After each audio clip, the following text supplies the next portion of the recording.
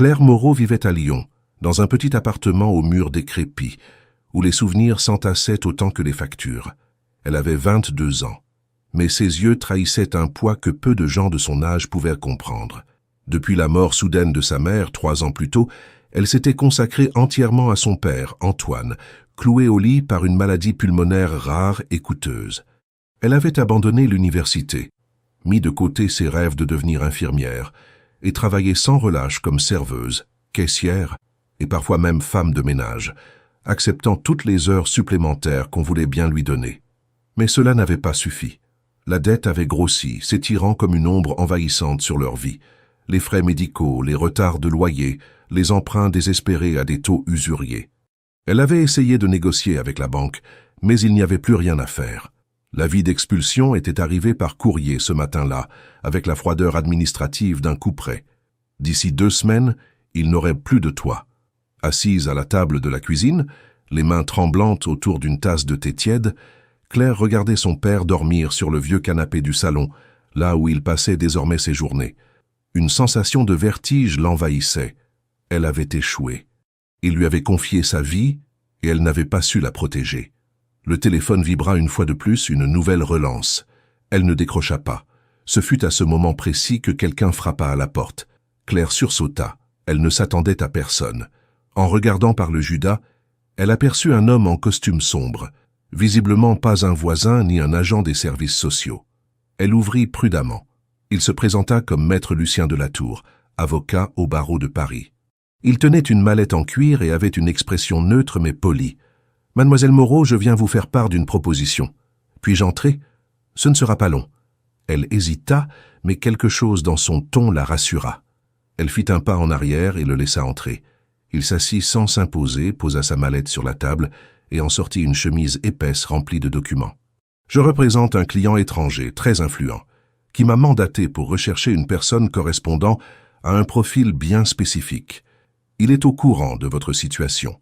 Il peut régler vos dettes, offrir à votre père un accès aux meilleurs soins médicaux dans les meilleures cliniques. En contrepartie, vous devriez accepter un mariage avec lui, un mariage officiel, légalement reconnu. » Claire éclata d'un rire incrédule, pensant à une plaisanterie de mauvais goût. « C'est une caméra cachée, c'est ça ?» Mais l'homme ne souriait pas. Il ouvrit une enveloppe et en sortit plusieurs documents. Relevé bancaire, lettre de créancier, montant exact dû à l'hôpital. Il savait tout. Trop. Comment? Vous avez accès à tout ça. Mon client dispose de ressources considérables. Il m'a chargé de vous remettre cette proposition. Libre à vous de l'accepter ou non. Mais sachez que l'offre est valable uniquement pour les 10 prochains jours. Après quoi, il enverra un autre représentant à une autre jeune femme. Claire lut en silence la première page du contrat. Elle n'y comprenait pas grand-chose, mais certaines phrases lui sautaient aux yeux. Effacement complet des dettes, prise en charge médicale permanente du père, mariage sans obligation de cohabitation ou de consommation, liberté de retrait à tout moment. « C'est légal tout ça ?» murmura-t-elle, encore sous le choc. « Parfaitement. Un notaire peut l'attester. Et si vous le souhaitez, vous pouvez faire examiner le contrat par un avocat de votre choix. » Elle referma le dossier, les mains moites. Sa gorge se serrait. Tout en elle criait que c'était insensé, dangereux, irréel. Mais l'image de son père, pâle et affaibli, la ramenait à cette réalité brutale. Elle n'avait plus de solution, plus de temps, plus d'options. Maître de la Tour, voyant son trouble, se leva. « Je comprends que cela soit déroutant. Je reviendrai dans 3 jours. Prenez le temps de réfléchir. Et si vous avez des questions, mon numéro est ici. » Il posa sa carte sur la table, referma sa mallette et repartit aussi calmement qu'il était venu. Claire resta seule, l'esprit en feu. Pendant des heures, elle tourna en rond dans l'appartement, relisant encore et encore le contrat, pesant l'inacceptable contre l'impossible. Et si c'était un piège? Et si cet homme, ce Cher, voulait juste la posséder? Mais que valait son refus si, dans 2 semaines, elle et son père se retrouvaient à la rue? Lorsque la nuit tomba, elle n'avait toujours pas de réponse.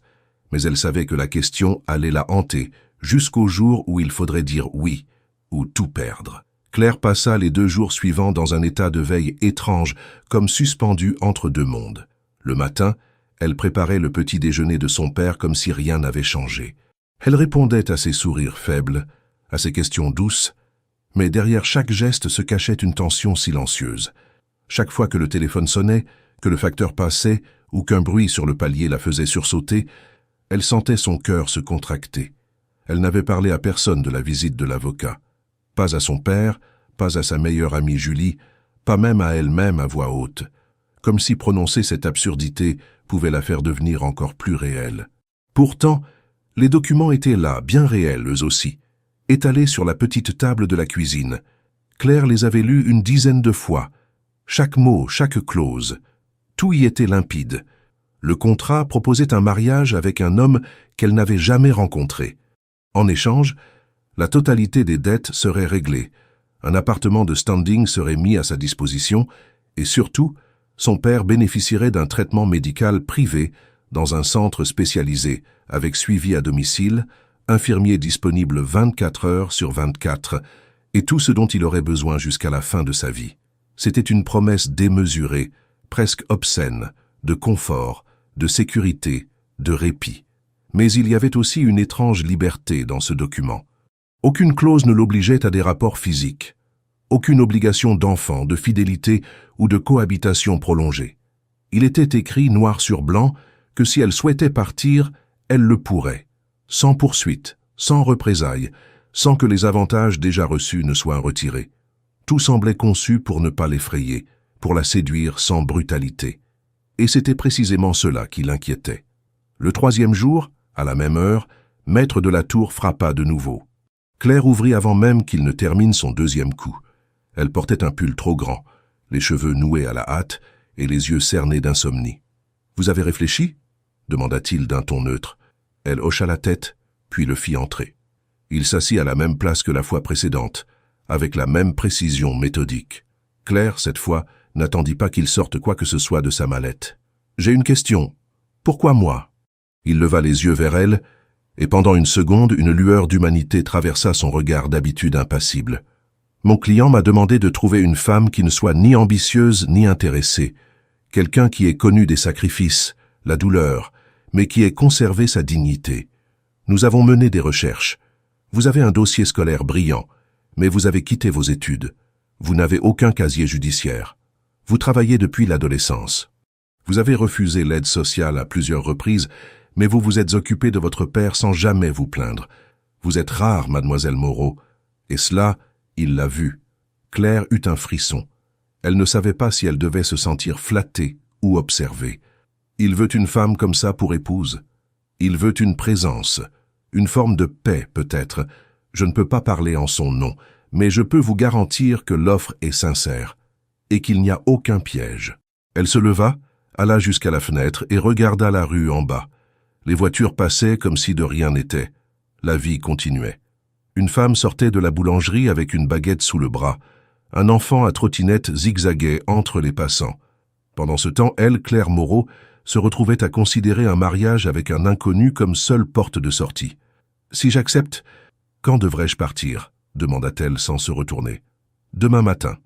Un vol privé vous attendra à l'aéroport de Lyon-Bron. Vous serez accueilli à Abu Dhabi par une équipe qui s'occupera de vous.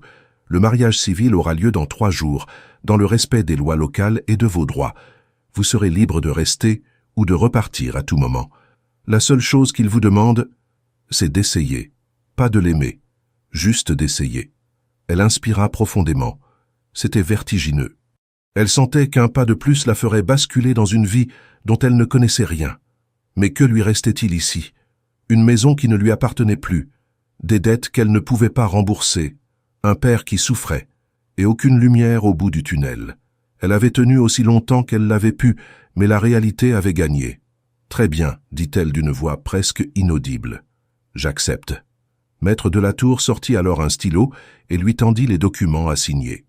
Elle les parapha un à un, les mains tremblantes, sentant à chaque signature un morceau d'elle-même se détacher de l'ancienne Claire.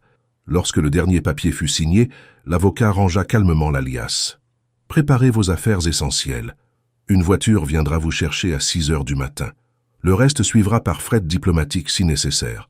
Voici votre passeport, déjà visé. Tout est prêt. » Il déposa le petit livret rouge sur la table. Claire le prit, l'ouvrit. Sa photo, son nom, une page tamponnée avec une autorisation d'entrée pour les Émirats. Tout était déjà en place. C'était donc réel. Elle ne rêvait pas. Le soir venu, elle prépara une petite valise. Elle ne prit que le nécessaire. Quelques vêtements simples, une photo de sa mère, un carnet dans lequel elle écrivait depuis l'adolescence. Elle alla ensuite s'asseoir près de son père qui dormait profondément, la respiration lourde. Elle lui caressa doucement la main, longtemps, sans dire un mot. Il ne savait rien, il ne saurait rien pour le moment. Tout ce qu'elle voulait, c'était qu'il aille mieux, qu'il vive. À minuit, elle se coucha, mais ne dormit pas. Lorsque l'aube pointa, Claire était déjà prête. La voiture noire attendait devant l'immeuble. Le chauffeur l'aida à monter sans un mot. À travers la vitre, elle vit Lyon s'éloigner, ses rues familières, ses souvenirs, sa douleur. Elle ne regarda pas en arrière. Elle ne pouvait pas. Elle ne savait pas ce qui l'attendait de l'autre côté du monde. Mais elle y allait, parce qu'elle n'avait plus le luxe de refuser l'impossible. Parce que parfois, dans la vie, on saute dans le vide en espérant que quelqu'un, en bas, tende les bras. Le vent chaud d'Abu Dhabi caressait le visage de Claire tandis qu'elle descendait de l'avion privé, éblouie par la lumière crue du désert. Le sol étranger sous ses pieds la fit vaciller un instant. Une hôtesse vêtue d'une tunique crème lui tendit une bouteille d'eau fraîche et lui adressa un sourire doux, presque maternel. Claire n'eut même pas la force de répondre. Son cœur battait trop vite, et ses pensées s'embrouillaient dans un flot d'émotions contradictoires. La peur, l'épuisement, la culpabilité d'avoir laissé son père sans explication, et surtout l'angoisse de rencontrer l'homme qu'elle avait accepté d'épouser sans l'avoir jamais vu. Une voiture de luxe l'attendait au bas de la passerelle. Le chauffeur, un homme âgé à la barbe grise soigneusement taillée, lui ouvrit la porte avec un respect discret.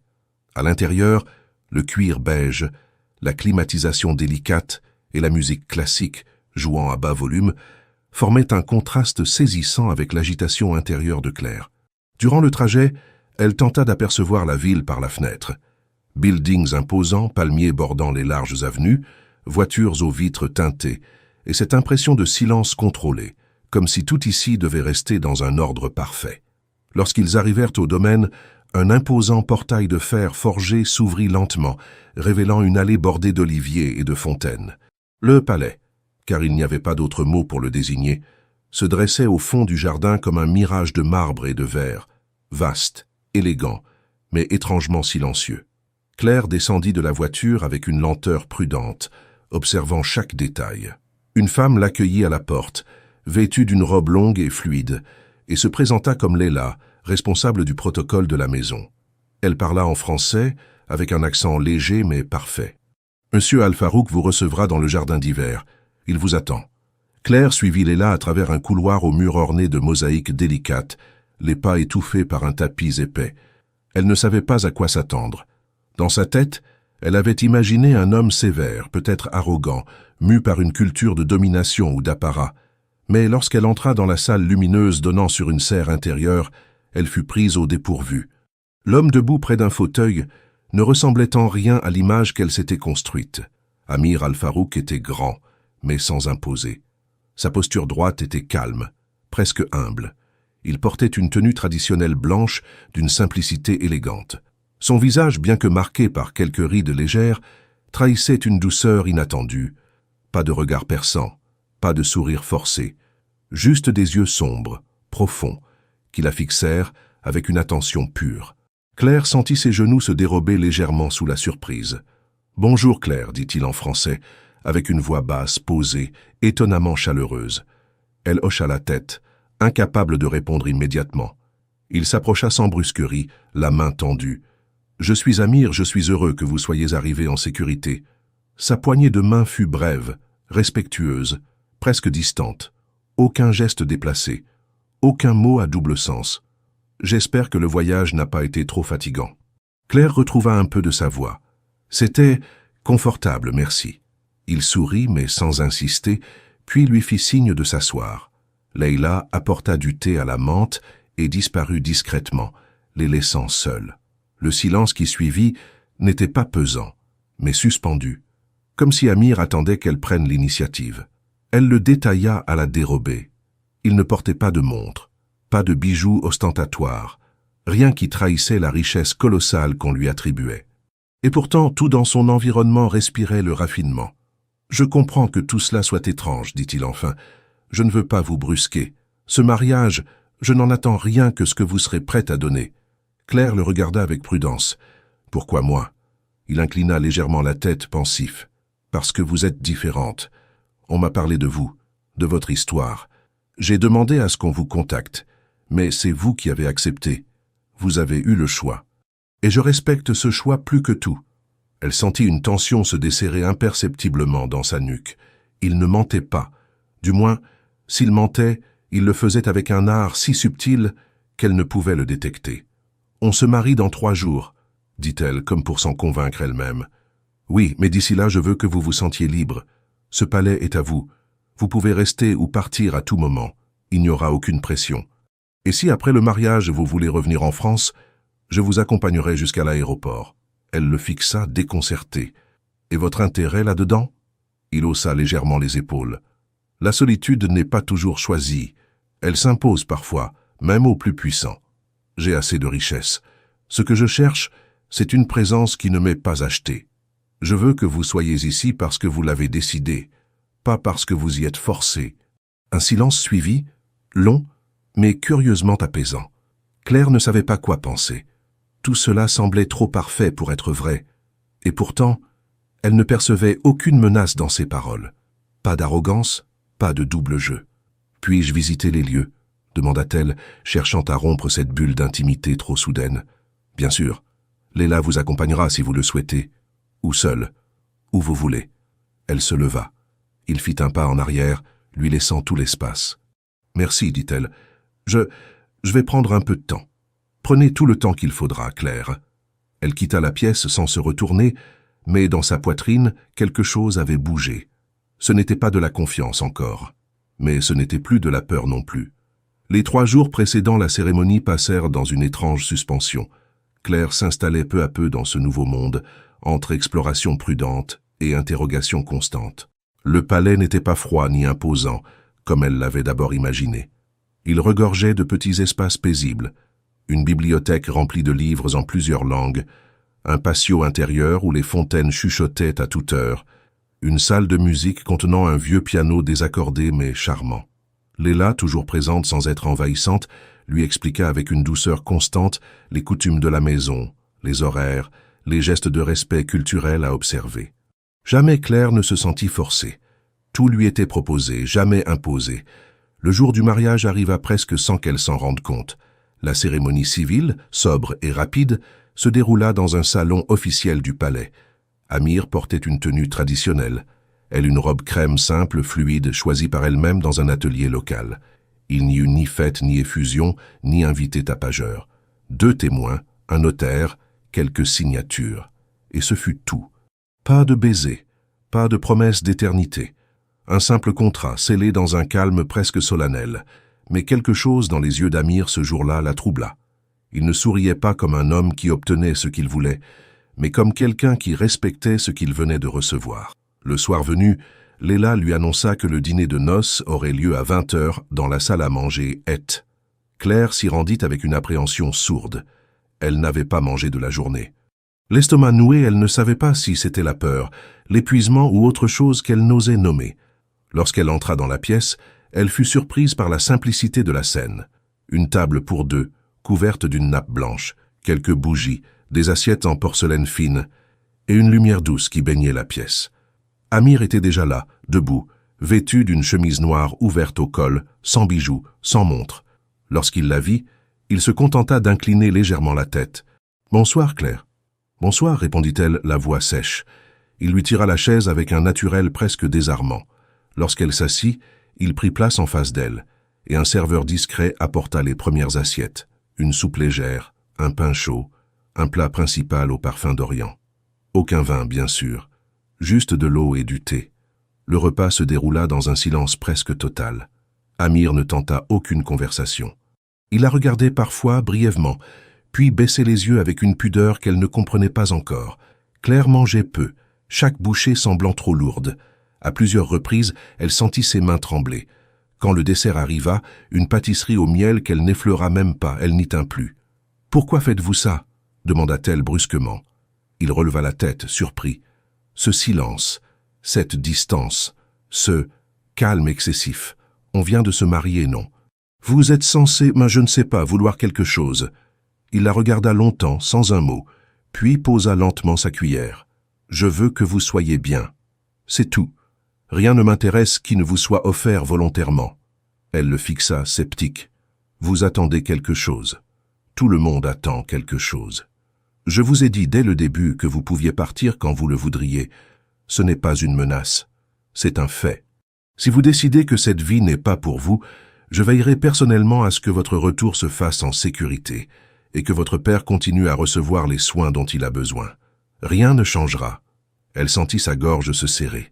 Elle ne s'attendait pas à cette réponse. Elle pensait à des faux semblants, des mots enjôleurs qui masqueraient l'attente réelle d'un homme de pouvoir. Mais il n'y avait rien de cela dans son ton. Pas de calcul, pas de séduction. Juste une constance calme, désarmante, presque frustrante. Après le repas, Léla la conduisit à la chambre qui lui était désormais assignée. Elle s'attendait à quelque chose d'opulent, d'étouffant, mais la pièce était sobre, lumineuse, décorée avec un goût simple, un grand lit couvert de drap blanc, une coiffeuse ancienne, un fauteuil près d'une baie vitrée donnant sur le jardin. Une brise tiède s'infiltrait à travers les rideaux. Claire entra, hésitante, puis se retourna vers Léla. « Et il va venir ici ?» La femme secoua la tête avec douceur. « Non, madame, il a ses appartements. Il n'entrera pas sans votre demande. » Claire resta seule, figée au centre de la pièce. La nuit de noces, ce mot, ce mythe, cette attente. Et pourtant, ici, rien. Juste du vide. Pas de menace, pas de désir imposé. Juste elle, seule avec ses pensées. Elle s'assit sur le lit, incapable de se déshabiller. Son corps était tendu comme une corde, chaque muscle prêt à fuir. Elle repensait à chaque moment du dîner, chaque regard, chaque silence. Elle ne comprenait pas cet homme, elle ne comprenait pas cette absence d'attente. 1 heure plus tard, elle sortit de la chambre pour aller chercher de l'eau. En passant près du petit salon adjacent, elle aperçut une silhouette allongée sur un canapé dans la pénombre. C'était Amir, vêtu d'un simple pantalon et d'une chemise entr'ouverte, endormi sur le côté. Un livre tombait de sa main. Il ne ronflait pas, ne bougeait presque pas. Claire resta là, silencieuse, à l'observer à travers la porte entr'ouverte. Pourquoi dormait-il là? Avait-il pensé qu'elle viendrait le chercher? Ou voulait-il simplement lui laisser l'impression qu'il était là, mais jamais trop proche? Le lendemain matin, en se réveillant, elle trouva sur sa coiffeuse un petit mot plié. Un papier épais, une encre noire, une écriture soignée. Une seule phrase y était inscrite. La confiance ne se demande pas. Elle se mérite. À Claire relut la phrase plusieurs fois, le cœur battant. Elle ne savait pas si elle devait se sentir émue, agacée, troublée. Mais ce qu'elle ressentait, c'était une certitude nouvelle. Elle n'était pas une marchandise. Et il ne la traitait pas comme telle. Elle déposa le mot dans le tiroir de sa table de chevet. Elle ne savait pas ce que cette vie lui réservait, mais quelque chose en elle avait changé. Pas beaucoup. Juste assez pour que, cette fois, elle accepte de ne pas tout fuir. Les jours qui suivirent la nuit de noces furent marqués par une routine étrange, presque irréelle. Claire, bien que officiellement mariée, vivait dans une aile du palais où le silence dominait. Amir, fidèle à ce qu'il avait promis, ne se montrait que rarement. Il apparaissait parfois au repas, le plus souvent dans le grand jardin où il lisait ou travaillait avec ses conseillers. Jamais il ne s'imposait. Il la saluait avec politesse quand leurs chemins se croisaient, puis s'éclipsaient sans attente. Et pourtant, malgré cette distance physique, Claire sentit qu'il se rapprochait d'elle d'une manière inattendue, subtile, presque imperceptible. Tout commença avec une première lettre, déposée un matin sur la table de sa coiffeuse. Pas d'enveloppe, pas de signature. Une feuille pliée en deux, écrite à la main, avec une encre noire fine et une écriture élégante. Elle la découvrit en revenant de la bibliothèque, après avoir passé l'après-midi à feuilleter un recueil de poésie française. En la lisant, elle sentit quelque chose se tendre en elle. Quand j'étais enfant, je passais des heures à observer les étoiles du toit de la maison. Ce n'était pas la beauté du ciel qui me fascinait, mais l'idée que, quelque part, d'autres que moi regardèrent le même ciel. Cela me faisait me sentir moins seule. Ah, Claire resta un long moment à relire ces lignes. Ce n'était ni une déclaration, ni une tentative de séduction. C'était une confidence, une faille peut-être, et surtout, c'était sincère. Les jours suivants, d'autres lettres suivirent, toujours courtes, toujours laissées à des endroits inattendus, entre les pages d'un livre qu'elle empruntait, glissées dans une serviette de table posée au bord de la fenêtre. Chaque mot semblait avoir été choisi avec soin, comme si Amir cherchait à se dévoiler sans imposer sa voix.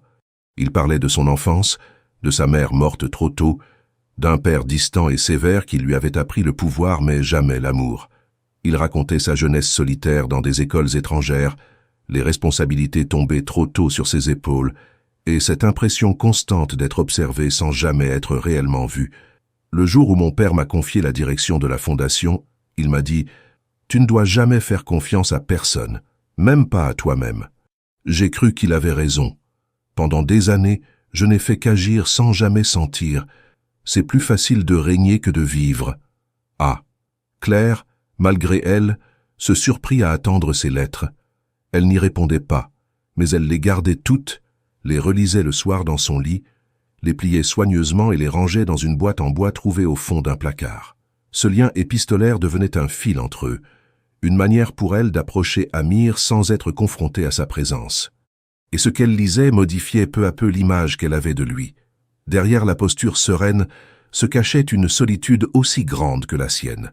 Un homme élevé pour contrôler, mais qui ne savait pas aimer. Un homme puissant, mais émotionnellement désarmé. Un matin, en explorant la roseraie derrière les écuries, Claire découvrit une autre lettre, accrochée à une branche par un ruban fin.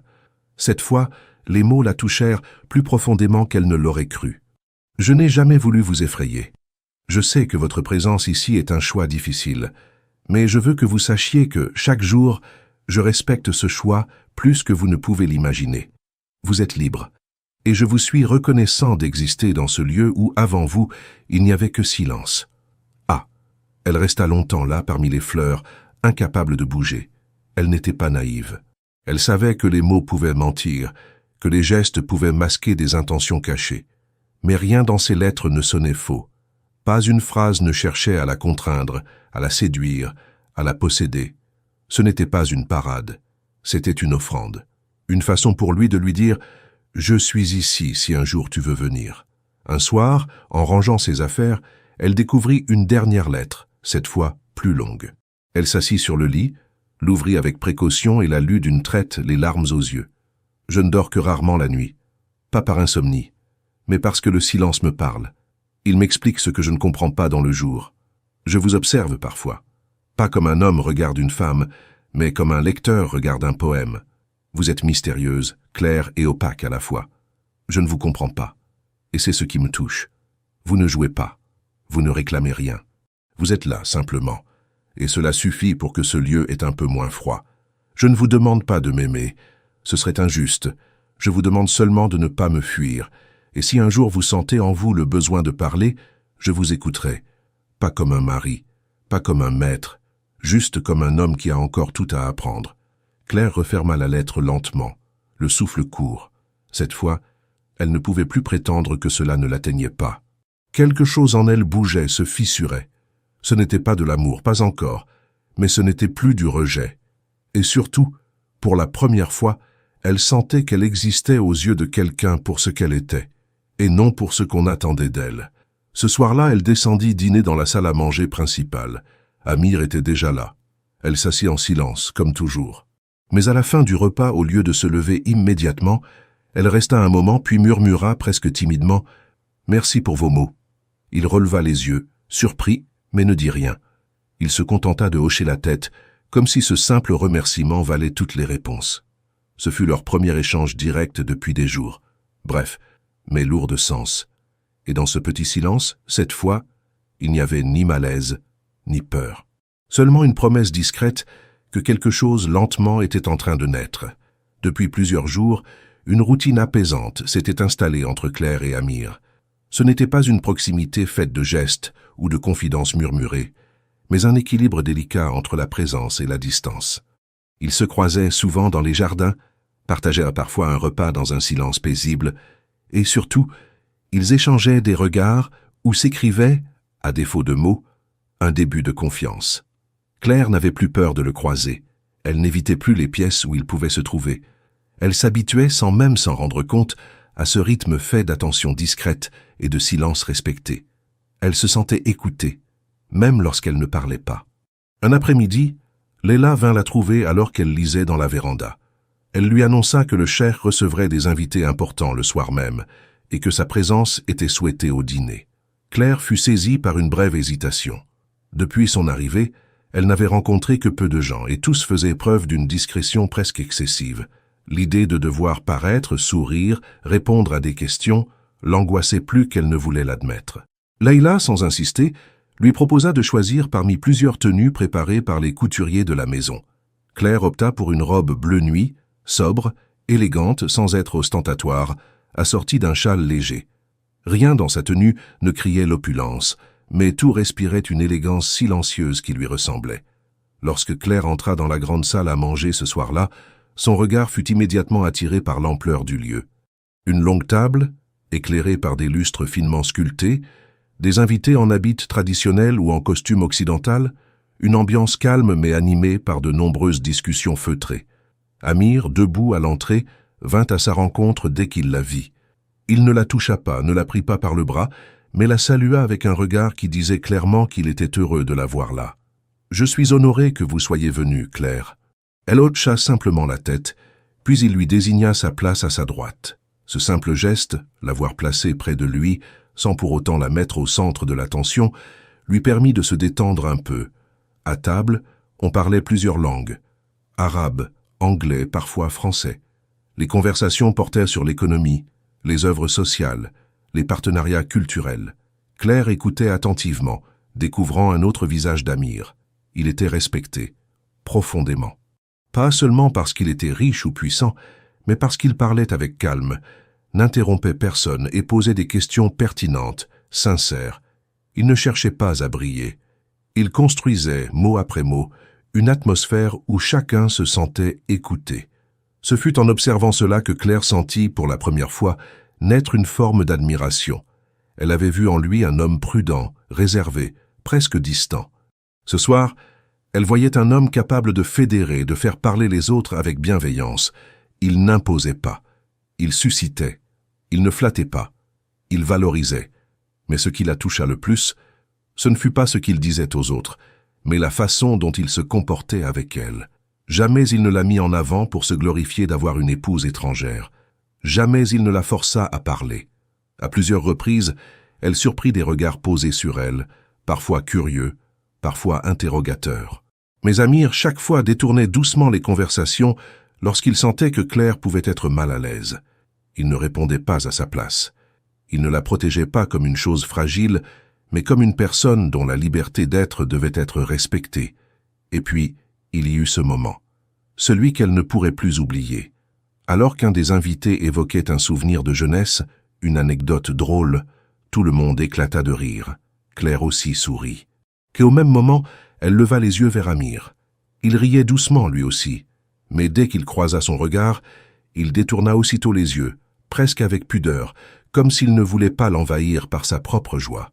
Ce geste si simple la bouleversa. Ce n'était pas de la timidité, c'était une forme de respect rare, délicate, comme s'il voulait lui dire « Je suis là, mais je ne franchirai jamais la limite que vous n'aurez pas choisie. » Elle passa le reste du dîner absorbée par cette image.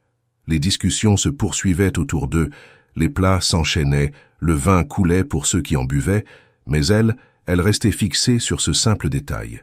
Ce regard fuyant, non par honte, mais par considération. Ce geste invisible aux yeux des autres, mais si clair pour elle. Après le repas, les invités se dispersèrent dans les salons. Certains discutèrent autour d'un piano, d'autres allèrent fumer des cigares sur la terrasse. Amir proposa à Claire de marcher un peu dans le jardin éclairé. Elle accepta, sans savoir vraiment pourquoi. Ils marchèrent lentement entre les allées bordées de buissons taillés. L'air était doux, chargé de jasmin. « Vous vous êtes sentie à votre place ce soir ?» demanda Amir sans la regarder. « Je ne sais pas encore, » répondit-elle honnêtement, « mais je ne me suis pas sentie déplacée. Et c'est déjà beaucoup. » Il acquiesça, le regard tourné vers l'horizon noir de la nuit. « Vous avez écouté plus que vous n'avez parlé. C'est une qualité rare, Mais sachez que si un jour vous souhaitez prendre la parole, tous ici vous écouteront. » Claire sentit une émotion étrange monter en elle. Ce n'était pas de la gratitude, c'était plus ancien, plus enfoui. Une reconnaissance d'être enfin vue non comme une étrangère à apprivoiser, mais comme une égale à entendre. Ils s'arrêtèrent un instant près d'une fontaine. L'eau brillait à la lumière des lanternes suspendues. Claire tourna lentement les yeux vers lui. « Vous avez évité mon regard tout à l'heure. » Amir parut surpris, mais ne nia pas. « Je l'ai fait, oui. » « Pourquoi ?» Il prit une inspiration lente, puis dit simplement « Parce que je ne voulais pas m'imposer dans un moment où vous étiez bien. » Claire resta silencieuse, mais cette réponse s'inscrivit profondément en elle. Dans un monde où tant d'hommes s'imposaient, exigeaient, prenaient sans attendre, lui choisissaient de s'effacer. Par respect, par choix. Et ce choix valait plus que toutes les promesses. Ce soir-là, en regagnant sa chambre, Claire ne se sentit pas conquise. Elle ne se sentit pas amoureuse, mais elle se sentit en sécurité. Et dans son cœur, un fil, discret mais solide, commençait à se tendre entre elle et cet homme qu'elle avait tant redouté. Non pas un fil de dépendance, mais un fil de reconnaissance, et peut-être, un jour, de confiance réelle.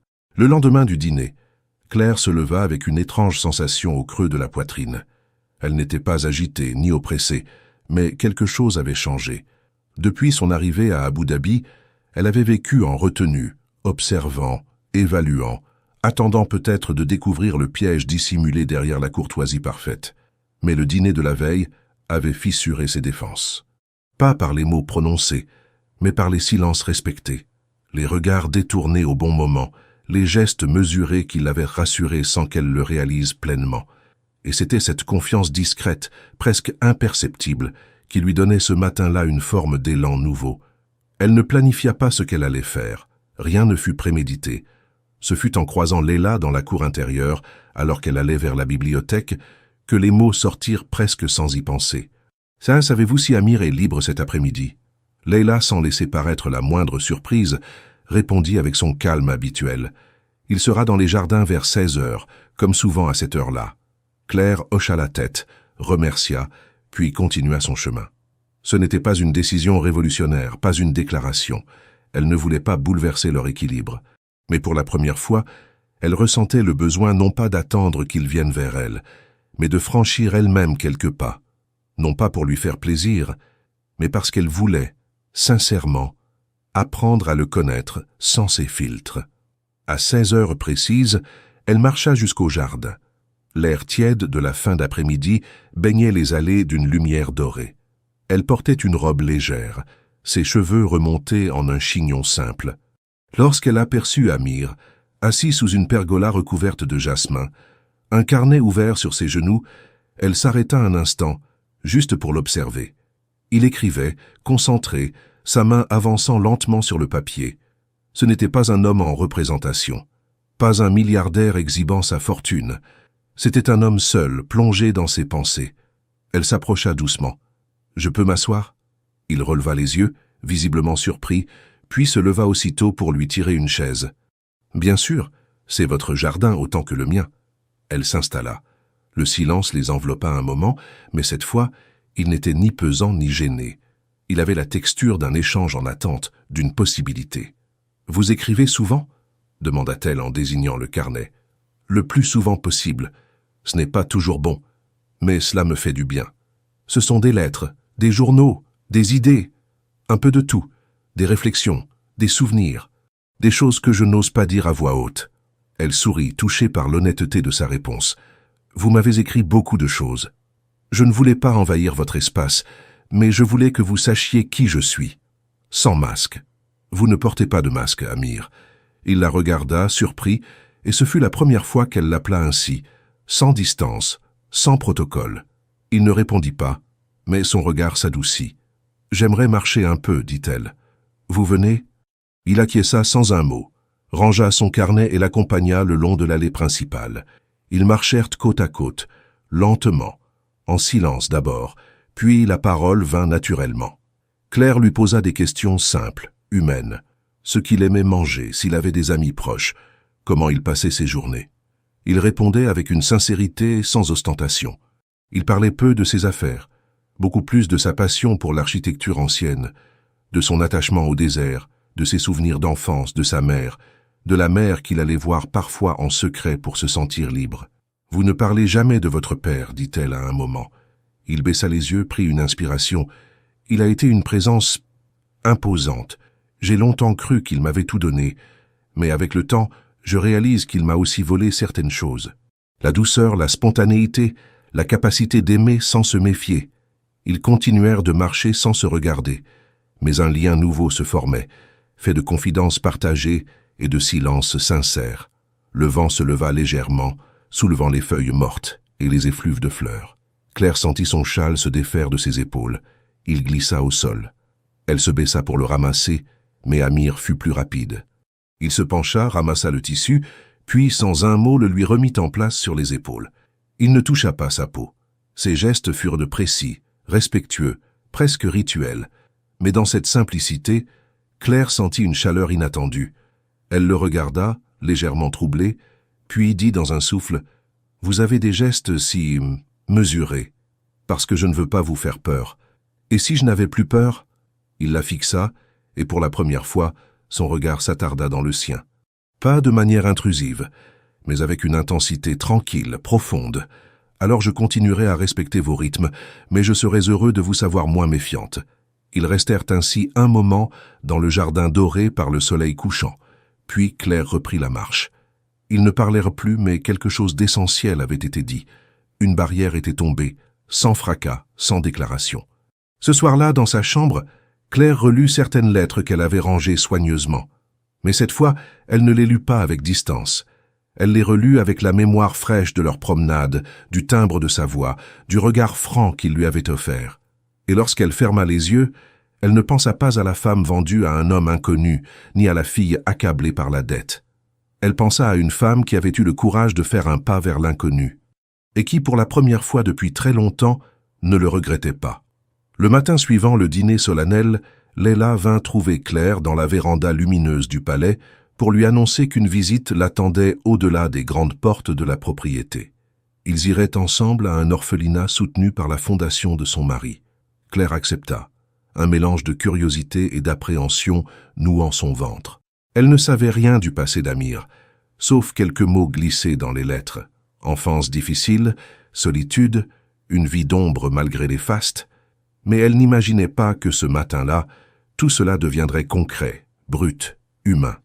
Le trajet dura près d'1 heure. La ville s'étirait sous un soleil implacable, les buildings plongeant des ombres longues sur les avenues larges. Le paysage changea progressivement. Moins de marbre, plus de béton épuisé. Moins de jardins parfaitement taillés, plus de ruelles bordées de poussière.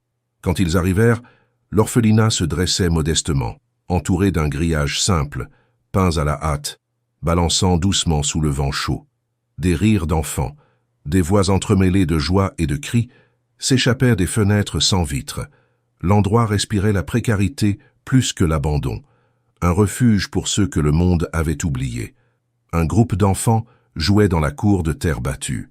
Certains couraient après un ballon troué, d'autres ramassaient des briques dépareillées ou tentaient maladroitement de dessiner dans la poussière avec des brindilles. Quand ils aperçurent la voiture, plusieurs s'arrêtèrent du soudain, surpris. Un silence plein d'interrogations s'installa, comme s'ils s'attendaient à autre chose qu'un visiteur. Mais dès que la portière s'ouvrit, les plus petits se précipitèrent, pleins d'espoir, vers l'entrée. Leila leur fit signe de reculer doucement. Ce n'était pas un spectacle. Il fallait du respect, du temps. Claire sentit son cœur se resserrer devant la pauvreté des lieux, un bâtiment ancien, des murs fissurés, des fenêtres condamnées par des planches usées, peu de mobilier et un immense sentiment d'insécurité contradictoire avec l'accueil qu'ils essayaient de donner. Puis, dans un silence presque solennel, une silhouette apparut. Machinalement, Claire se retint de reculer. C'était lui, Amir, simplement vêtu d'un pantalon clair et d'une chemise blanche, le visage sans fard mais l'attitude droite, calme, empreinte de gravité. Dès qu'il posa le pied dans la cour, les enfants se turent. Quelques-uns s'approchèrent, hésitants.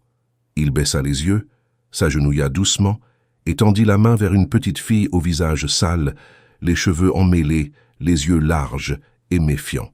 La gamine recula d'un pas, serrant contre elle un vieux ours en peluche.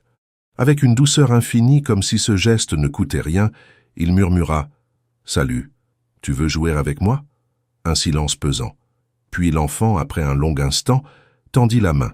Il la prit en l'air, doucement, et dessina avec son bras un arc lent, invitant l'enfant à courir. Des rires timides éclatèrent, comme des fleurs écloses sous la pluie, après des années de sécheresse.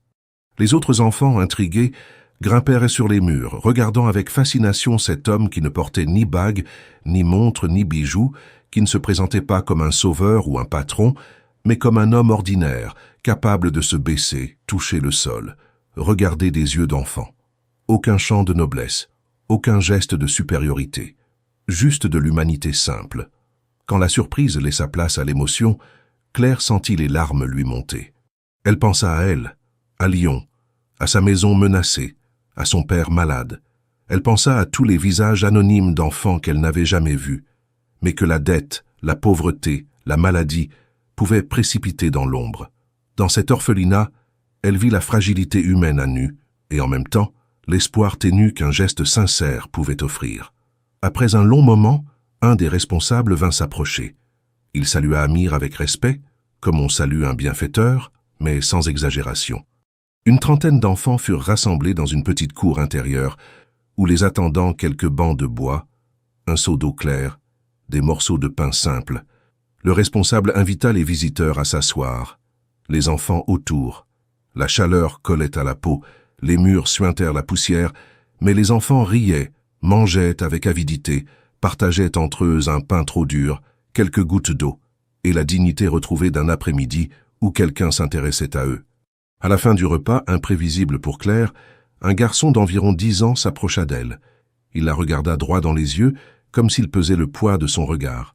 Sa voix fut posée, sereine. « Tu es avec le monsieur qui aide les enfants ?» demanda-t-il simple. Elle hocha la tête, incapable de parler. Une boule se forma dans sa gorge. Elle baissa les yeux, honteuse de ce qu'elle avait pris pour acquis, que les orphelinats étaient des lieux de misère abstraite, mais pas des vies brisées, des corps affamés, des cœurs meurtris. Le garçon sourit faiblement, mais avec une force tranquille. Il hocha la tête avec foi. « Alors merci, parce qu'ici, certains pensent qu'on n'existe pas. » Ces mots tombèrent sur elle comme une pierre lourde. Elle releva les yeux et croisa le regard d'Amir. Il la regardait, oui, mais ce n'était pas un regard d'orgueil, c'était un regard de compassion. Un regard qui reconnaissait l'existence de ses enfants, et maintenant aussi la sienne, non plus comme une épouse payée, une passagère du destin, mais comme une possible alliée de leur cause commune. Dans la voiture, sur le chemin du retour, le silence s'installa. Ce n'était pas un silence de malaise, mais de recueillement. Les images de la cour, des enfants, du garçon, de la fillette au ballon, de la poussière mêlée à des rires, s'imprimaient dans la mémoire de Claire. Elle ne parlait pas. Elle regardait le paysage défiler, le ciel d'un bleu éclatant, l'asphalte brûlant, les palmiers se penchaient sous le vent. Elle ne comprenait pas tout de l'homme à ses côtés, de l'homme qu'était cet Amir, mais une chose devenait évidente. Son rôle ici n'était pas de posséder, ni de dominer, mais de protéger ce que le monde avait rejeté. Quand ils arrivèrent au palais, la fatigue la submergea. Elle monta à sa chambre sans prononcer un mot, se délesta silencieusement de la robe de soirée, glissa ses mains sous ses draps. Elle resta allongée un long moment, fixant le plafond, repensant au garçon, à la fillette, à l'enfant qui l'avait remercié.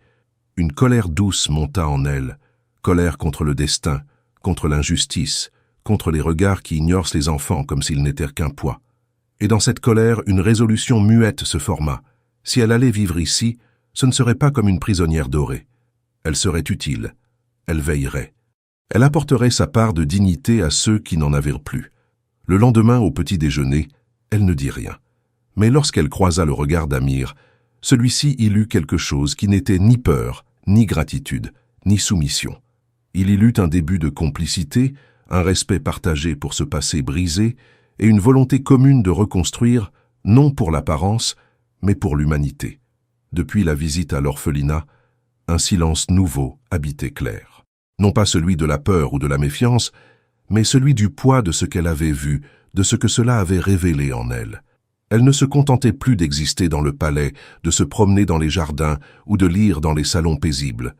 Elle cherchait, elle observait. Elle voulait comprendre davantage ce monde dans lequel elle s'était retrouvée, et surtout ce qu'elle pouvait y faire. Amir, fidèle à son attitude depuis le premier jour, ne s'imposait pas. Il n'exigeait rien. Il n'interrogeait pas. Mais il semblait percevoir ce mouvement intérieur chez elle. Il la regardait avec une attention discrète, presque fraternelle, et c'était précisément cette absence d'attente qui donnait à Claire l'espace de se transformer. Un matin, alors qu'elle était assise dans la bibliothèque, plongée dans un dossier de la Fondation humanitaire, son téléphone vibra. L'écran affichait un numéro français, un numéro de l'hôpital. Son cœur se serra aussitôt. Elle décrocha, la main tremblante, le souffle suspendu. La voix à l'autre bout était celle d'une infirmière qu'elle connaissait, une des rares qu'il avait toujours traitées avec empathie malgré leurs difficultés de paiement. Elle parlait doucement, mais sans détour. L'état de santé de son père s'était aggravé. Une infection pulmonaire s'était installée, menaçant sérieusement ses fonctions vitales. Les médecins faisaient leur possible, mais la situation devenait critique. Il allait falloir prendre des décisions, rapidement. Claire sentit le monde se resserrer autour d'elle. Elle remercia l'infirmière, raccrocha et resta immobile, le téléphone encore en main. Les murs du palais semblaient trop blancs, trop lisses, trop silencieux. Pendant une minute, elle redevint cette jeune femme de Lyon, sans ressources, sans plan, seule avec le poids du monde sur les épaules. Puis, comme par instinct, elle sortit de la pièce, descendit les escaliers, traversa le jardin et alla droit vers la cour intérieure où Amir avait l'habitude de s'installer en fin de matinée. Il était là, comme prévu, un dossier à la main, assis sous l'ombre d'un figuier. Lorsqu'il la vit approcher, il se leva immédiatement. « Que se passe-t-il » Elle s'arrêta à quelques pas, la voix tremblante. « C'est mon père. Il est très mal. L'hôpital m'a appelé. Ils ne savent pas s'il passera la semaine. » Amir ne dit rien sur le moment. Il hocha lentement la tête, s'approcha de quelques pas mais s'arrêta à bonne distance. « Tu veux rentrer en France ?» Elle baissa les yeux, déstabilisée par le tutoiement soudain, mais elle n'y vit aucune familiarité déplacée. C'était un lien presque fraternel dans un moment où elle n'était plus une épouse étrangère, mais une fille angoissée. « Je crois que je dois y aller. Je ne peux pas rester ici en sachant qu'il peut mourir sans moi. » Il répondit immédiatement sans détour, « Tu dois y aller. Et tu n'as pas besoin de justifier ta décision. Je vais faire préparer un avion dès maintenant. Tu peux partir ce soir, si tu veux. » Elle sentit une émotion violente monter. Elle s'attendait à une discussion, à une hésitation, peut-être même à un soupçon de chantage ou de drame discret. Mais non, il ne posait aucune condition. Il disait simplement ce qu'elle avait besoin d'entendre. « Et le mariage ?» demanda-t-elle, la voix incertaine. « Si tu décides de ne pas revenir, je comprendrai. Tu n'auras rien à justifier. Rien ne changera pour ton père.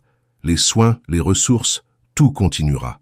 Ce n'était pas une dette, c'était un choix.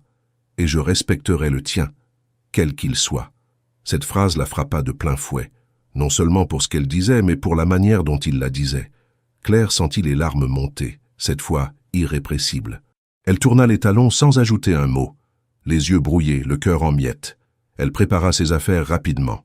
Peu de choses. Quelques vêtements, ses carnets, les lettres d'Amir qu'elle avait gardées dans une boîte et une photo du jardin de l'orphelinat. Elle refusa l'aide de Léla, qui la regardait avec une compassion silencieuse. Dans le salon, elle attendit l'heure du départ, assise droite, mains jointes, incapable de penser à autre chose qu'à son père.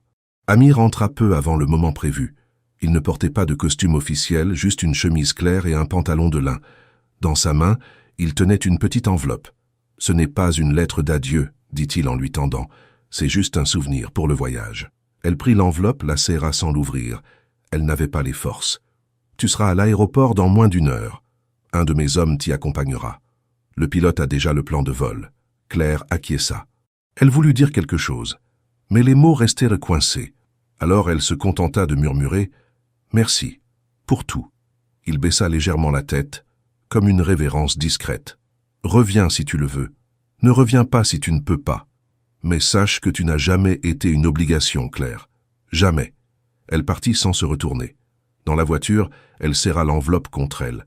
Arrivée à l'aéroport, elle passa les contrôles privés, monta dans l'avion sans dire un mot. Une hôtesse lui indiqua sa place. lui proposa un verre d'eau. Elle refusa. Quand l'avion décolla, elle regarda par le hublot, le désert s'étirer sous elle, immense, silencieux et beau d'une manière qu'elle ne comprenait plus. Elle ouvrit enfin l'enveloppe. À l'intérieur, une simple feuille, sans signature. Il y a des départs qui ne sont pas des fuites. Il y a des absences qui n'annulent pas les liens. Sois là où ton cœur doit être. Rien de plus, rien de moins. Elle referma les yeux. Ce n'était pas une promesse. Ce n'était pas un rappel. C'était une libération. Et paradoxalement, c'était peut-être aussi le plus beau des attachements. L'avion atterrit à Lyon dans la fraîcheur grise d'une fin de soirée. Le contraste entre la chaleur d'Abu Dhabi et le vent tranchant du tarmac français la saisit immédiatement. Claire descendit sans empressement, le visage fermé, le cœur alourdi. Le véhicule médical envoyé par la Fondation attendait déjà. À l'intérieur, un chauffeur discret, parlant peu, la conduisit jusqu'à l'hôpital où son père avait été transféré la veille. Ce fut comme traverser un rêve inversé. Elle rentrait chez elle, mais rien n'avait le goût du retour. Même les rues qu'elle connaissait par cœur semblaient avoir changé. Quand elle entra dans la chambre d'Antoine Moreau, l'odeur de désinfectant, les bruits mécaniques des respirateurs et les murmures des soignants la ramenèrent brutalement à la réalité. Il était là, pâle, amaigri, les yeux mi-clos, le souffle difficile. Elle s'approcha, lui prit la main et murmura doucement « Papa, je suis là ». Il tourna lentement la tête. Il la reconnut. Un léger sourire fendit ses lèvres sèches, et 2 larmes silencieuses roulèrent sur ses joues. Elle resta à ses côtés toute la nuit, sans dormir, sans bouger, à écouter sa respiration hachée, à serrer cette main qui lui avait tant donné. Pendant les jours qui suivirent, elle veilla sans relâche, parlant peu mais agissant toujours, réglant les soins, coordonnant les traitements, refusant les visites inutiles. Le personnel soignant fut exemplaire. Aucun retard, aucun manquement. Claire comprit que tout cela était géré à distance, sûrement par Amir, mais il n'y eut aucun appel, aucune pression. Rien que l'efficacité silencieuse d'un soutien total. 1 semaine passa. L'état de son père, d'abord critique, se stabilisa. Les médecins prudents parlèrent de rémission partielle. Il restait faible, dépendant, mais hors de danger immédiat. Claire sentit une pression se desserrer en elle. Une nuit, alors qu'elle s'endormait dans le fauteuil près du lit, il lui serra la main et murmura « Tu es heureuse là-bas ?» Elle resta un moment sans répondre. Puis, dans le noir, elle souffla « Je ne sais pas encore, mais je crois que je ne suis plus malheureuse. » Il hocha faiblement la tête. Puis, comme s'il avait attendu ce moment, il laissa ses paupières se refermer. Le lendemain, Claire sortit de l'hôpital pour la première fois depuis son retour. Elle marcha dans les rues de Lyon, passant devant les vieux cafés, les librairies, les arrêts de bus. Tout lui semblait familier et pourtant, rien ne l'appelait plus. Elle ne retrouvait pas sa place. Ce monde-là, celui de la survie, du combat permanent, n'était plus le sien. Pas parce qu'elle se croyait supérieure désormais, mais parce qu'elle avait changé. Elle ne voulait plus se battre à contre-courant. Elle voulait construire, aider, respirer. Elle rentra chez elle, dans l'appartement de son enfance. Elle y passa la soirée à trier quelques affaires, à ranger des papiers, à refermer des cartons. Chaque objet touché la ramenait à une époque révolue, une époque où elle n'avait pas le droit de rêver.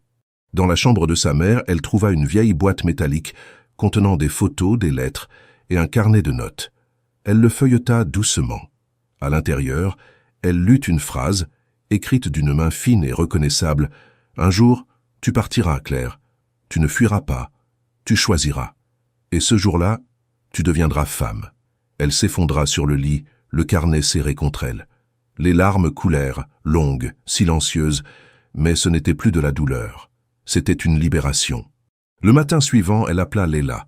La voix de la femme fut calme, comme toujours. « Amir est là, au palais, » répondit-elle. « Il ne m'a pas posé de questions. Il attend. Dites-lui que je rentre. »« Quand ?»« Aujourd'hui. Ce soir. » Tout alla vite. Le vol fut organisé. À l'aéroport, elle passa les contrôles avec la même valise qu'à l'aller, mais cette fois, elle ne fuyait rien. Elle avançait. Dans l'avion, elle s'assit près du hublot, observa le ciel s'obscurcir peu à peu. Elle ouvrit l'enveloppe qu'elle n'avait jamais osé relire. Cette fois, elle comprenait chaque mot. Ce n'était pas une lettre d'adieu, mais un pont tendu vers un retour. Quand elle atterrit à Abu Dhabi, la nuit était tombée. Une voiture l'attendait. Elle monta sans un mot. Le trajet lui sembla plus court qu'à l'aller, peut-être parce qu'elle ne doutait plus, peut-être parce qu'elle savait ce qu'elle voulait. Le portail du palais s'ouvrit lentement. Les jardins étaient éclairés par des lanternes douces. Le silence était total, mais accueillant. Elle descendit seule, la valise à la main. Personne ne vint à sa rencontre. Aucun serviteur, aucune formalité. Elle avança dans la cour principale, son cœur battant plus fort à chaque pas. Et là, dans l'encadrement de la grande porte, elle le vit. Amir, immobile, debout, vêtu simplement. Il ne s'avança pas. Il la regardait mais ne bougeait pas, comme s'il craignait qu'un geste de trop ne la fasse repartir. Claire fit encore 2 pas, puis elle s'arrêta. Elle posa la valise au sol, et dans un souffle, elle dit « Je suis rentrée ». Il ne répondit pas tout de suite. Son regard se troubla. Il cligna des yeux, une fois, une autre, puis ses lèvres tremblèrent légèrement. Il ne pleura pas, mais Claire sut qu'il retenait quelque chose de plus fort qu'un mot. Il ne sourit pas non plus. Mais tout son visage disait ce qu'il n'osait pas formuler. Elle fit un pas de plus. Il recula d'un demi-mètre par réflexe. Elle sourit, doucement. « Je ne suis pas venu pour repartir, pas cette fois. » Il abaissa légèrement la tête, puis, sans la toucher, il dit d'une voix rauque « Bienvenue chez toi, Claire. » Et dans le silence doré du palais, pour la première fois, elle sentit qu'elle n'était pas une invitée, ni une épouse imposée, mais une femme qui avait choisi, et dont le choix changeait tout. Les jours qui suivirent son retour furent différents de tout ce que Claire avait vécu jusque-là. Rien n'était plus comme avant, et pourtant, tout semblait avoir trouvé sa juste place. Amir ne posa aucune question. Il ne chercha pas à comprendre les raisons précises de son retour, ne tenta pas de saisir ce qu'elle avait vu ou ressenti en France. Il accueillit simplement sa présence comme une évidence, avec la même douceur silencieuse qui avait toujours été la sienne. Mais cette fois, Claire n'était plus une présence flottante, incertaine. Elle marchait dans le palais avec une assurance tranquille, participait davantage aux décisions de la maison, échangeait des mots avec le personnel, posait des questions sur les projets de la fondation. Elle n'était plus une étrangère. Elle devenait une partie de ce lieu, non par devoir mais par choix. Amir l'observait, toujours discret, souvent en retrait, mais avec une attention qui ne faiblissait jamais. Il n'attendait rien, mais il était là, à portée. Et cette disponibilité constante, cette façon d'être sans envahir, devenait peu à peu un socle sur lequel Claire s'autorisait à poser les pieds. Un soir, alors que le soleil s'éteignait lentement derrière les palmiers, elle le rejoignit dans la cour intérieure. Il lisait un dossier assis sur le banc de pierre qu'il affectionnait. Lorsqu'il la vit approcher, il referma les documents et se redressa légèrement. « Je te dérange » demanda-t-elle. « Jamais. » Elle resta debout un instant, le regard perdu dans les jeux d'ombre que traçait la lumière décroissante. « Tu veux marcher un peu ?» Il hocha la tête, se leva sans un mot et l'accompagna à travers les allées du jardin. Le silence les enveloppait, apaisant. Mais ce soir-là, Claire sentait que ce qu'elle avait à dire ne pouvait plus attendre. Ils marchèrent longtemps, sans but précis, avant de s'arrêter dans un coin isolé, près d'un petit bassin où flottaient quelques nénuphars. L'eau miroitait doucement, et l'air tiède semblait suspendu autour d'eux. « J'ai peur, Amir, » murmura-t-elle soudain. Il ne répondit pas immédiatement. Il la regarda, attentif, sans l'interrompre. « J'ai toujours eu peur, » poursuivit-elle. « De l'avenir, du manque, de la maladie de mon père. De perdre, de ne pas suffire, de n'être qu'un fardeau pour les autres. Et depuis que je suis ici, j'ai encore peur. Mais ce n'est plus la même peur. » Elle s'interrompit, baissa les yeux. « Maintenant, j'ai peur de m'attacher, de ressentir quelque chose, parce que si je ressens, je pourrais perdre à nouveau, et je ne sais pas si je supporterais une perte de plus. » Amir ne dit toujours rien. Il écoutait, il attendait, comme toujours. « Personne ne m'a jamais attendu, Amir. Personne n'a jamais dit « reste si tu veux ». On m'a toujours laissé partir, ou on a voulu me garder pour de mauvaises raisons. Elle releva les yeux vers lui. « Mais toi, tu m'as laissé libre, et c'est ça qui me fait peur, parce que ça me donne envie de rester. Et je ne sais pas comment vivre avec cette envie. » Il s'approcha d'un pas, doucement, lentement, puis s'arrêta. Il leva la main, mais ne la toucha pas. Il laissa juste sa paume ouverte, à quelques centimètres d'elle. « Claire, ce que tu ressens, je le comprends. Moi aussi, j'ai vécu dans la crainte, pas de la perte, mais de la possession. J'ai toujours eu peur qu'on m'approche pour ce que je représente, jamais pour ce que je suis. Alors j'ai appris à n'être personne, à me fondre, à observer. J'ai appris à n'attendre rien de personne. Il baissa la main. Mais le jour où tu es revenu, ce jour-là, j'ai compris quelque chose. Je n'ai pas besoin que tu sois ici pour moi. J'ai besoin que tu sois ici pour toi. Et si un jour dans ce choix tu m'inclus, alors je saurai que ce sera vrai. Claire sentit ses jambes faiblir. Elle s'assit lentement sur le rebord du bassin, les mains jointes. Je ne sais pas aimer, Amir, pas comme dans les livres. Je ne sais pas me donner tout entière. J'ai été cabossé, un peu usé, j'ai trop souvent été sur mes gardes. Il s'assit à ses côtés, gardant une distance respectueuse. Moi non plus, je ne sais pas. Mais peut-être que justement c'est dans cette ignorance qu'on peut apprendre ensemble, sans pression, sans rôle à jouer. Elle le regarda longuement, puis d'un geste tremblant, elle posa sa main sur la sienne. Ce n'était pas un geste romantique, c'était un geste d'accord, de vérité, un pacte silencieux. Tu es patient, tu es là, et moi, je suis en train d'arriver. Lentement, mais j'arrive. Il referma ses doigts autour des siens, sans serrer. Je suis là, tous les jours, toutes les nuits, sans urgence, sans attente, juste là. Elle posa sa tête sur son épaule. Aucun mot ne suivit.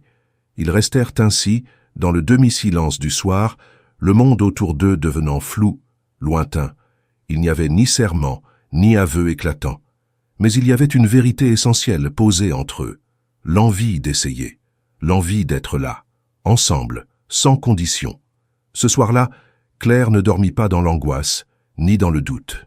Elle dormit avec la certitude qu'elle n'était plus seule à porter le poids de son histoire. Quelqu'un à côté d'elle avait aussi des blessures. Et ce quelqu'un ne cherchait pas à les effacer, mais à les comprendre. Le lendemain de leur conversation dans le jardin, Claire se réveilla avec une légèreté qu'elle ne se souvenait pas avoir ressentie depuis longtemps. Ce n'était pas une euphorie ni un emballement soudain. C'était une paix discrète, une respiration profonde. Quelque chose en elle s'était dénoué. Elle se leva lentement, observa la lumière filtrer à travers les rideaux de lin blanc, puis s'approcha de la fenêtre. Le palais semblait calme, baigné par une lumière dorée du matin, et pour la première fois, elle le regarda sans se sentir étrangère. Elle prit son petit déjeuner dans le jardin d'hiver, seule. Leila vint la saluer brièvement, lui tendant un dossier de la fondation à consulter si elle le souhaitait. Claire l'accepta et passa la matinée à lire, à annoter, à comprendre. Il s'agissait d'un nouveau programme d'aide éducative pour les jeunes filles dans des zones rurales, financé en partie par Amir mais porté par des équipes locales.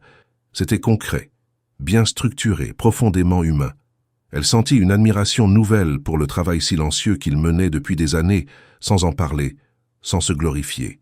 Plus tard dans la journée, elle rejoignit une réunion avec l'équipe de la fondation.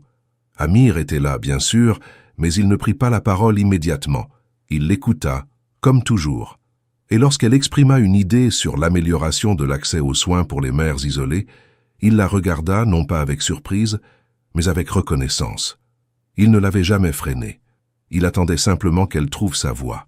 Ce jour-là, elle la trouva. La réunion terminée, ils marchèrent ensemble vers le grand salon. Ils ne parlèrent pas. Mais le silence n'était plus vide. Il était plein de ce qu'il n'avait plus besoin d'expliquer. Claire sentait que chaque pas qu'elle faisait à ses côtés ne la conduisait pas vers un ailleurs, mais vers elle-même. Elle ne s'effaçait pas dans cette vie nouvelle. Elle s'y révélait. Le soir venu, elle entra dans la cuisine, observa les plats en préparation et décida, sans prévenir personne, de tout modifier. Elle demanda au cuisinier de lui laisser l'espace et prépara elle-même un dîner simple, inspiré de recettes françaises, une soupe d'oignons, un plat de gratin léger et une tarte aux pommes. Rien de spectaculaire, mais tout venait d'elle. Quand Amir entra dans la salle à manger, il s'arrêta en voyant la table dressée différemment. Pas de nappe formelle, pas de chandelier. Juste 2 assiettes, des serviettes de tissu pliées avec soin, et le parfum doux de pommes caramélisées flottant dans l'air. Il s'approcha lentement. Qu'est-ce que c'est? Un dîner. Que j'ai choisi. Que j'ai préparé. Il la regarda, puis sourit. Un vrai sourire. Un de ceux qui effacent les années de prudence. Pourquoi aujourd'hui? Claire s'assit, lui désignant la chaise en face. Parce que je ne fuis plus. Et parce que j'ai envie de rester. Pas seulement ici. Avec toi. Il prit place sans un mot de plus. Ils mangèrent lentement, parlant de tout, de rien. Elle lui raconta des anecdotes de son enfance, des souvenirs de son lycée, des rêves d'avant que la vie ne s'alourdisse. Il écoutait, comme toujours, sans couper, sans juger. Lorsqu'elle parla de sa mère, il lui demanda si elle lui ressemblait. Claire réfléchit un moment, puis répondit « Elle était plus douce, mais je crois que j'ai son entêtement. Alors elle t'aurait aimé pour ce que tu deviens. » Le repas terminé, elle se leva, marcha lentement vers la baie vitrée donnant sur le jardin nocturne. Il la suivit du regard, sans bouger. Elle se retourna, s'approcha de lui. Il se leva à son tour. Claire le regarda, longuement, sans détour. Je ne sais pas ce qu'est un vrai couple. Je n'ai pas d'exemple, pas de modèle.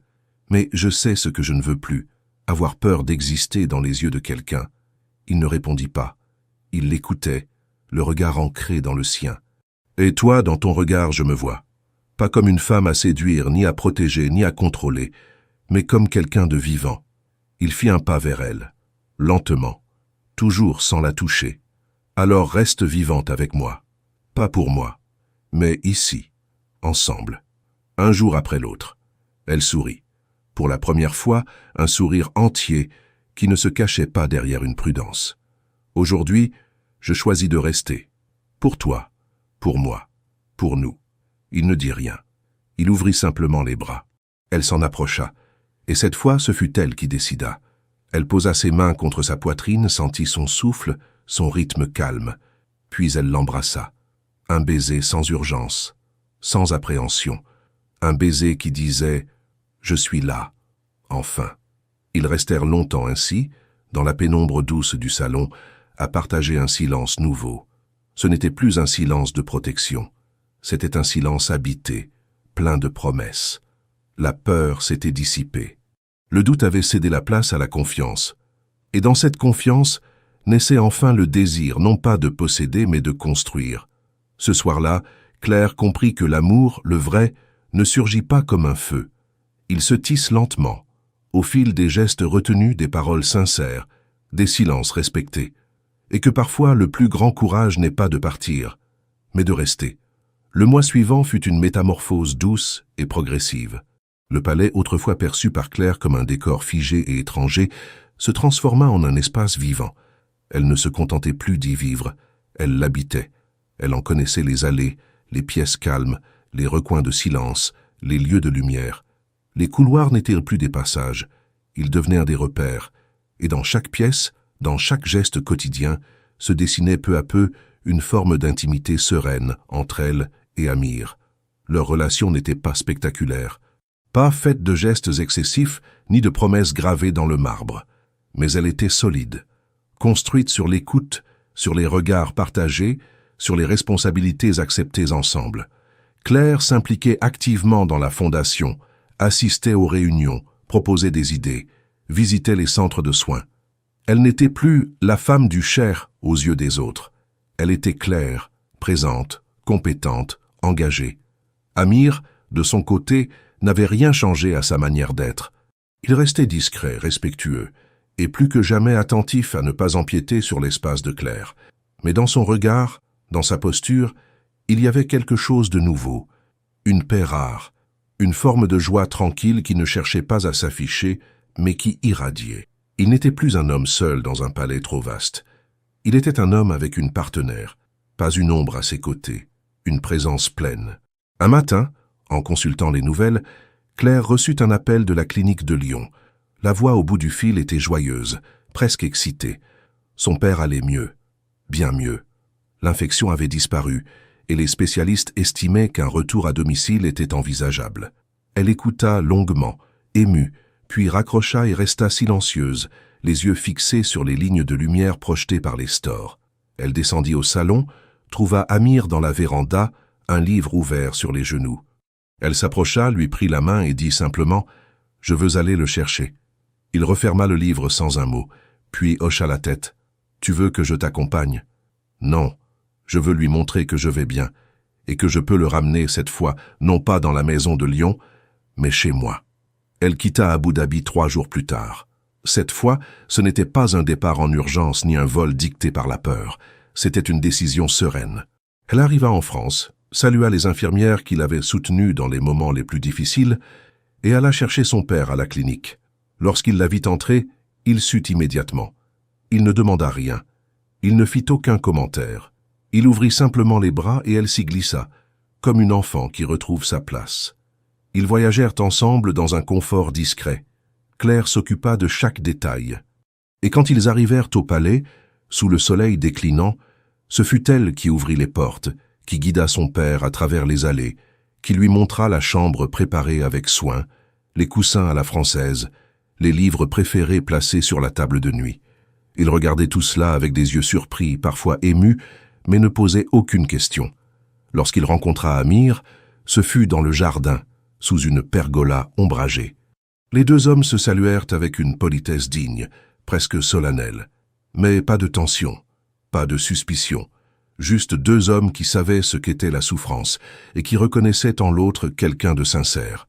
À la fin de leur première conversation, Antoine dit à sa fille dans un murmure « C'est un homme bien, je le vois ».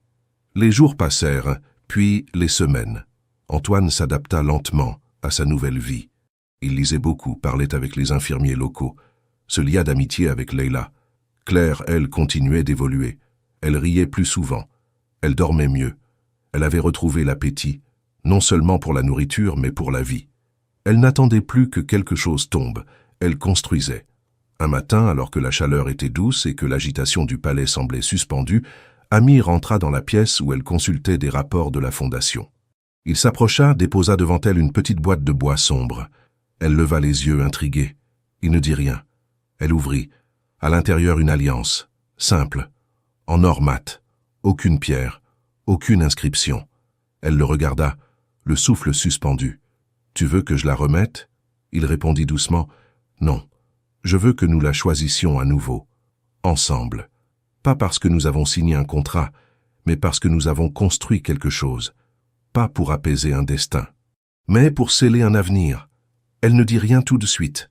Elle prit la bague, la glissa à son doigt. Elle n'avait jamais été superstitieuse. Mais ce geste, cette fois, n'était pas symbolique. Il était réel, concret, profond. Elle se leva, marcha vers lui et l'enlaça sans hâte. Pas un geste de cinéma, juste une vérité. Ils se marièrent à nouveau dans une petite cérémonie au jardin, entourés de quelques proches, d'enfants de l'orphelinat, de collaborateurs de la fondation, de Leila, de son père. Pas d'apparat, pas de faste. Juste deux personnes qui avaient traversé des solitudes, des doutes, des frontières, et qui se retrouvaient, par choix, par respect, par amour. Ce soir-là, Claire regarda le palais baigné dans la lumière du crépuscule. Il n'était plus immense, il n'était plus froid, il était leur maison. Elle sentit Amir s'approcher, poser une main discrète dans son dos. Elle tourna la tête, le regarda et dit simplement « Je n'ai plus peur ». Et ce fut vrai. Avec cette 13e partie, l'histoire est maintenant complète.